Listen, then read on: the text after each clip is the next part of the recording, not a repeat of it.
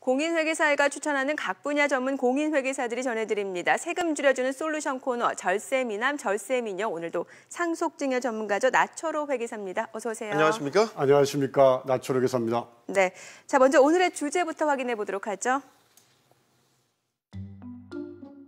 오빠 잘 지내죠? 그래, 아버지 돌아가신 게 엊그제 같은데 시간 참 빠르구나. 그렇지 않아도 상속세 조사는 어떻게 되고 있나 궁금해서 연락했어요. 그게 좀 골치 아프네. 아니, 무슨 문제 있어요? 글쎄, 아버지가 돌아가시기 1년 전에 인출한 1,000만 원 사용처가 확인 안 된다고 상속재산에 포함해야 한다는구나. 우리가 받은 것도 아닌데요? 그리고 아버지가 돌아가시기 9년 전에 목돈 생겼다고 너하고 나한테 이체해 주셨던 1,000만 원 기억나니? 그것도 상속세를 내야 한다더라고. 어머나, 9년 전에 주셨던 돈도 상속세를 내야 한다고요?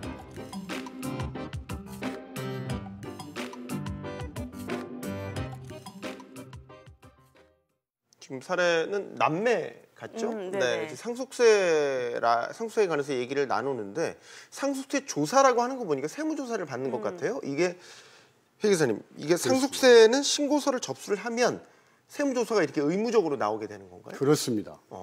상속세는 상속세가 과세되지 않는 경우를 제외하고 네. 대부분 세무조사를 받습니다.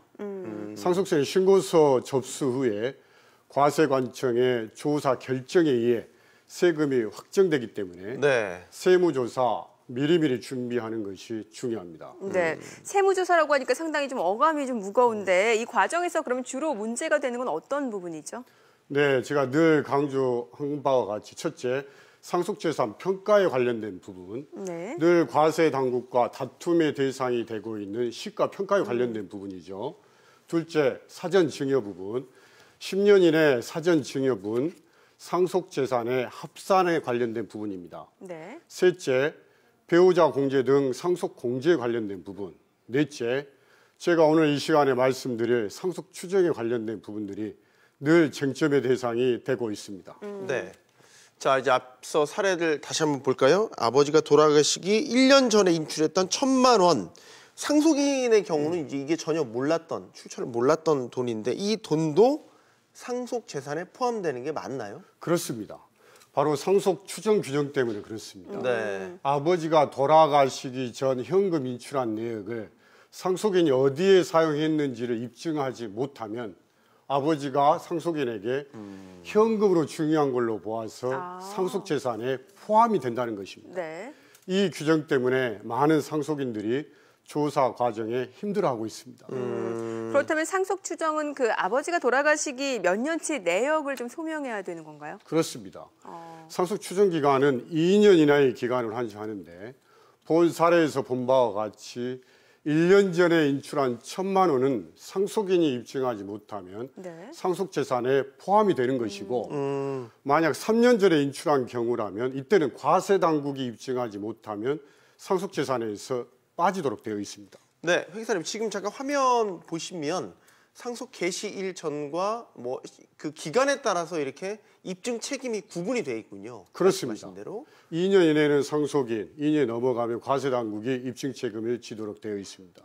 네. 그렇다면은 상속 그 추정이라고 해야 될까요? 아버지가 이제 돌아가시기 몇 년치 내역을 소명을 해야 되는 건지 이 부분 좀 궁금한데요. 네. 예, 돌아가시기 2년치 내역을 소명을 해야 네. 됩니다. 예. 네. 자, 그럼 아버지가 돌아가시기 네. 9년 전에 그 이체해 주셨던 1,000만 원 금액, 이거 역시 세무조사 과정에서 밝혀진다라는 게 굉장히 놀라운데 그러니까요. 이런 내역들이 세무조사 과정에서 그럼 전부 밝혀지게 되는 건가요? 그렇습니다. 국세청은 금융거래 실명제에도 불구하고 피상속인과 상속인의 모든 금융 내역을 일괄 조회할 수 있도록 되어 있습니다. 그래서 실제 실무에서는 피상속인의 10년치 통장 내역을 확보한 다음에 세무조사에 착수하고 있습니다. 네. 네. 자, 국세청이 이제 아버지의 모든 재산을 조회할 수 있다라는 건데 상속인 역시도 아버지 재산을 전부 조회할 수 있는지 궁금하네요. 가능합니다. 상속인 역시도. 네. 상속인 본인의 신분증만 가지고 시, 군, 구청, 읍면 동사무소에 안심상속 온스톱 서비스를 이용하시면 네. 피상속인의 모든 금융거래, 그다음 부동산, 세금 등 모든 재산을 일괄 조회가 가능하겠습니다. 네. 그럼 다시 한번 이제 그 사례로 좀 돌아가서 그 세무조사 과정에서 이제 9년 전 그 각각 남매에게 이체된 그 1,000만 원의 거래 내역이 이제 밝혀졌는데 그럼 이게 세금에는 어떤 영향을 미치게 되나요? 예. 9년 전으로 쫓아가서 증여세가 일단 과세가 되고요. 예. 증여세 신고를 하지 않았기 때문에 가산세가 부과가 가산세까지. 되고요. 네. 예. 10년 이내 사전 증여분 상속세 역시 과세가 되도록 되어 있습니다. 자, 그래서 만일 40% 세율이 적용 대상자라면 증여세가 무려 700만 원, 네. 상속세가 600만 원, 토탈 1,300만 원이 추징세액이 부과되도록 되어 있습니다. 굉장히 많은 금액이 이제 세금 추징이 된 건데 이게 지금 이체해 준 건 1,000만 원인데. 그러니까요. 예. 그럼 피상속인과 상속인 간에 만약에 자금 이체가 이루어졌다. 그럼 이게 다 이런 식으로 문제가 되는 건가요? 꼭 그렇지만 않습니다만은 피상속인과 상속인 간의 자금 거래는 직접 추정이 아니라 직접 증여로 봅니다. 근데 예를 들어서 대가성 없이 서로 주고받은 것은 증여성으로 보는 것이고 네. 경조사비, 생활비 등 비용 성격으로 주고받은 것은 증여성 성격으로 보지 않습니다. 네. 네. 그럼 예를 들어서 아버지가 아들에게 1억 원을 빌려주고 아들이 1억 원을 상환한 경우에는 어떻습니까? 좋은 질문입니다. 제가 늘 강조하는데 핵심은 이자에 있습니다. 이자. 이자를 주고받았으면 차익거래고 이자를 주고받지 않았다면 아버지가 아들에게 빌려준 것도 증여요. 아들이 상환한 것도 증여로 볼 수 있습니다. 양자 간의 증여가 되는 거예요? 그렇습니다. 예. 현행의 세법에서는 현금 및 금융거래에 대해서는 건건별로 증여거래로 보기 때문에 피상속인과 상속인 간의 자금 거래 특별히 주의하셔야 됩니다. 정리를 해보자면 상속 추정 기간 2년 이내에 발생 금액에 대해서는 직접 입증을 할 수 있어야 되고 그렇습니다. 피상속인과 상속인 간의 자금 이체는 직접 증여로 보기 때문에 이 부분을 주의해야 된다. 이렇게 정리를 하면 되겠죠? 그렇습니다. 네. 상속 추정 기간 2년 이내에 용도 불분명한 금액은 현금으로 상속인에 증여한 걸로 보기 때문에 2년 각별히 주의하셔야 됩니다. 더 나아가서 피상속인과 상속인 간의 자금 거래는 비용 성격이 아니면 건건별로 증여로 보기 때문에 역시 주의하셔야 됩니다.